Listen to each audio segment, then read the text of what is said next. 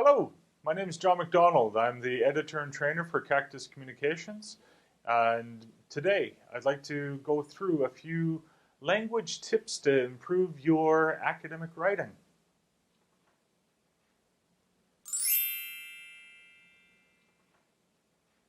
When writing a sentence, it's important to recognize that position has meaning. When writing sentences, when writing paragraphs in English, the front of the sentence has the most important information.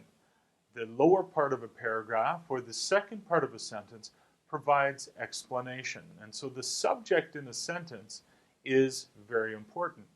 This means that at the front of the sentence, you need to put the focus, the key thoughts, or whatever you as a writer consider the most important information up at the beginning.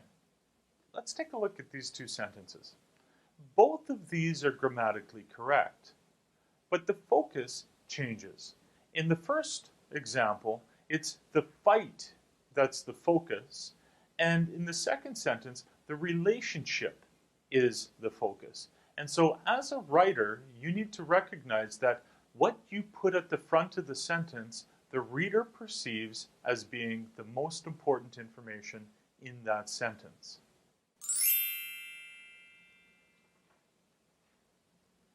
There's a lot of confusion about using the passive voice.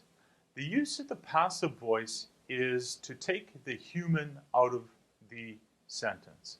And so when you have a sentence like, data were collected from 5,000 patients by the physician, that by the physician isn't really important in the sentence and can be cut. And so it's, instead of saying by the physician, you can just say data were collected. If it's important that the physician did it, not the nurse, not the researcher, but the physician, then using the active voice, this becomes the physician collected data from 5,000 patients.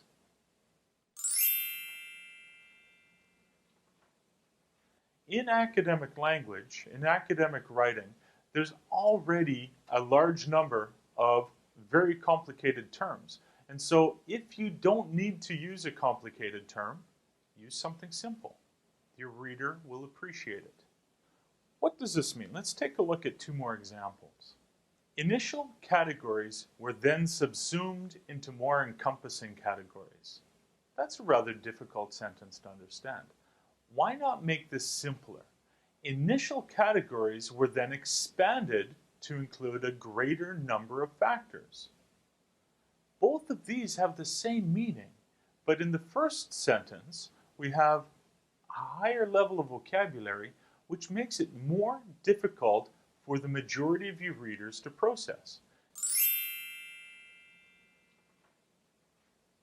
To write more clearly, it's not just enough to use a little bit simpler language when possible.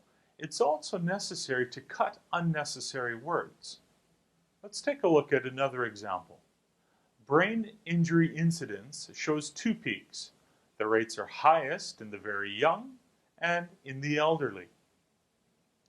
Why not get rid of unnecessary words and write this simply as brain injury incidence peaks in the very young and the elderly?